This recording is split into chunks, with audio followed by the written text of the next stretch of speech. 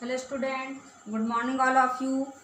आज जो है हम सीख कविता का रिवीजन करेंगे, है ना। हमने आपको कल बताए थे, दो चीज़ें बताए थे कि या तो हम फर्स्ट और सेकंड लेसन का रिवीजन करेंगे और फिर सैटरडे को टेस्ट होगा, जो आपको संडे भी मिल जाएगा करने के लिए, क्योंकि अभी ऑनलाइन क्लासेस है, इसलिए आपको घर में ही टेस्ट पेपर बनाना है और फिर उसके बाद उसको हमको सेंड करना है ना। करने के बाद तो हमने आज मैडम से पूछ लिए थे और उन्होंने हाँ बोल दी है। तो 2 दिन आपका क्या चलेगा, अभी रिवीजन चलेगा, यानी फर्स्ट लेसन का आज रिवीजन चलेगा और कल जो है सेकंड लेसन जो है आपका सेकंड चैप्टर क्या था, भिखारिन, है ना, जो कहानी थी उसका रिवीजन चलेगा। तो आज हम फर्स्ट लेसन का जो है रिवीजन करने जा रहे हैं। दोनों बुक आपको खोल लेना है ना, दोनों बुक को खोल कर रखना है। उसमें सबसे पहले आप सीख कविता निकालिए, है ना। ये सीख कविता है, इसमें कविता सबसे पहले आप लोग तो पढ़ चुके हैं हमसे 6th क्लास में। तो सबसे पहले जो सीख कविता है उसकी 4 लाइन, है ना, 4 लाइन लिखने के लिए अगर कहता है तो हमको लिखते आना चाहिए। एक बार हम कविता सुना देते हैं। फूलों से भी हंसना सीखते हैं, फूल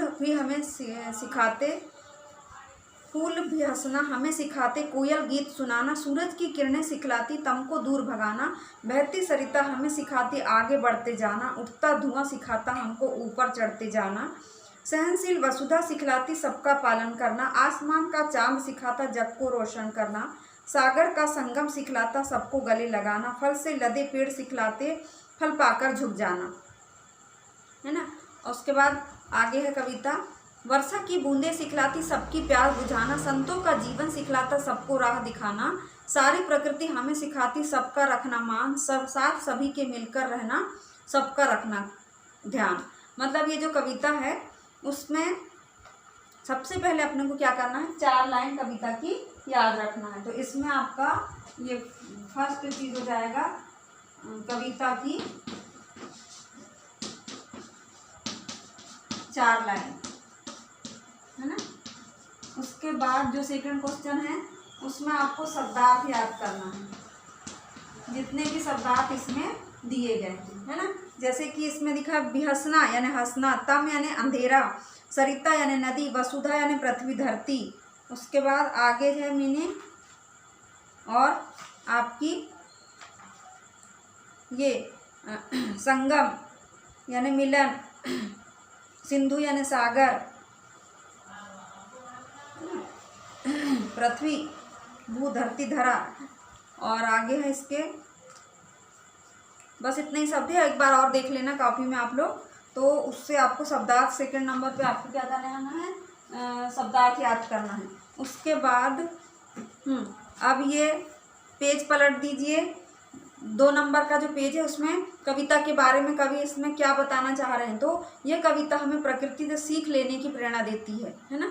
इस कविता के बारे में बताइए, 4 वाक्य में बोलेगा तो हमको आना चाहिए कि यह कविता हमें प्रकृति से सीख लेने की प्रेरणा देती है। फिर सेकंड अपन बना सकते हैं, इसी में कवि का मानना है कि प्रकृति की प्रत्येक वस्तु हमें क्या करती है, सीख देती है। फिर थर्ड में फूल से लेकर पेड़ तक और पक्षी से लेकर हवा तक सभी हमें कुछ ना कुछ सिखाते हैं, ये तीसरा पॉइंट हो गया आपका।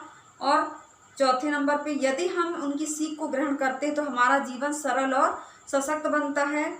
उसके बाद 5वां है कवि का कहना है कि प्रकृति हमें सब कुछ देती है ना। फिर अगला 6 नंबर पे हम पूरी तरह उस पर निर्भर हैं। तो और 7वां पॉइंट हमारा कर्तव्य है कि हम उससे सीखें और प्रकृति की रक्षा करें, क्योंकि उसके बिना इस धरती पर हमारा जीवन संभव नहीं। तो ऐसे 7-8 पॉइंट इसमें बन सकते हैं। उसमें से अपने कुछ अगर 4 या 5 भी अच्छे से लिख लिए अपन ने जो एकदम सरल है तो उस पर भी आपको नंबर मिल जाएंगे। तो कविता के बारे में बताइए बोलेगा तो 4 लाइन अपने को या 5 वाक्य जो है अपने को उसके बारे में लिखना है। फिर अगला क्वेश्चन आओ करे जितने भी हैं, जैसे तम को दूर कौन भगाता है, तो सूर्य भगाता है ना। फूल हमें क्या सिखाते हैं, हंसना सिखाते हैं।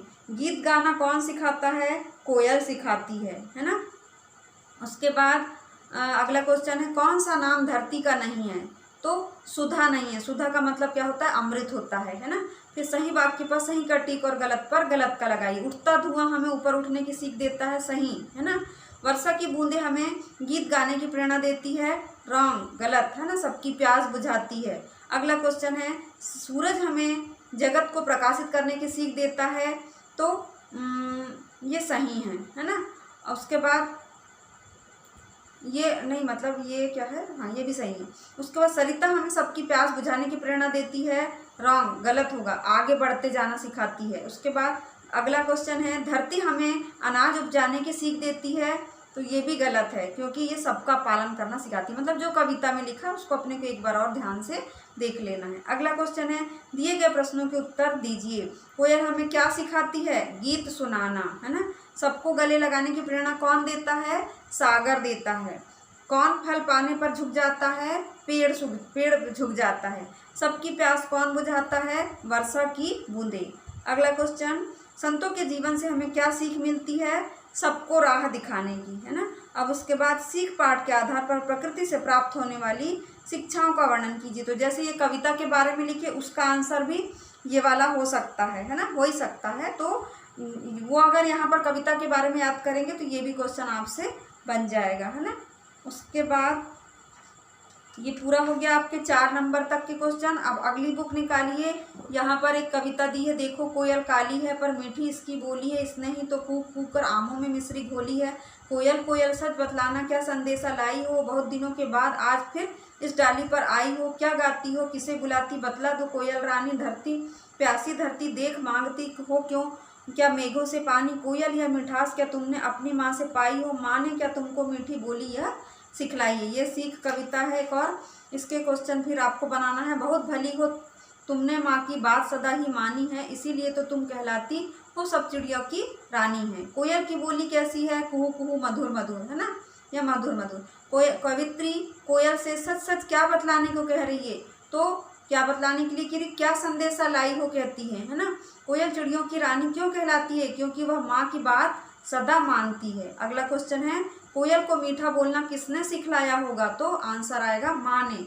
कोयल मेघों से पानी क्यों मांगती है, तो इसका आंसर होगा धरती को प्यासा देखकर पानी मांगती है। तो ये जो है दोनों बुक को अच्छे से तैयार करना है। सबसे पहले आपको कविता की 4 लाइन, शब्दार्थ 3rd नंबर पे आ जाएगा आपके कविता के